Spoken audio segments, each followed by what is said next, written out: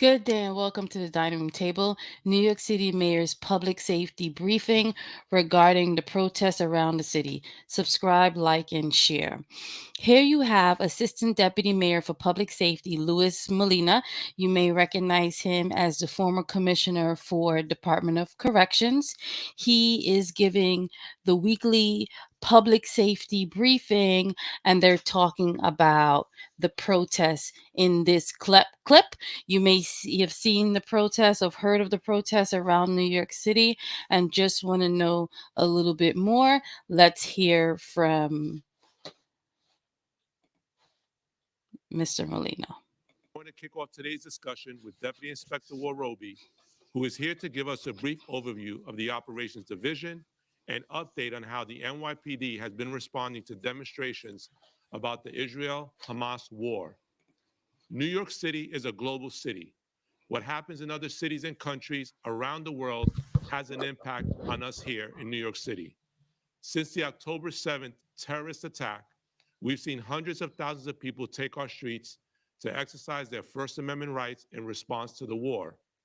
By and in large, those demonstrations have occurred without incident.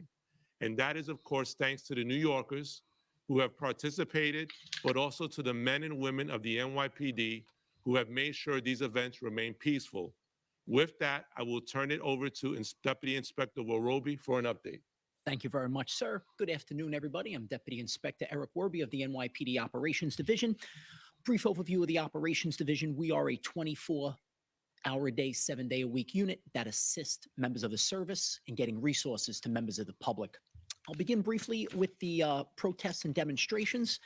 So this year, since January 1st, we have policed over 4,000 demonstrations. Those include events, parades, and also demonstrations. Now, beginning October 7th, we saw a rise in demonstrations as a result of events in the Middle East. Since October 7th of this year, we have policed 450 demonstrations specifically related to Israel and/or Palestine.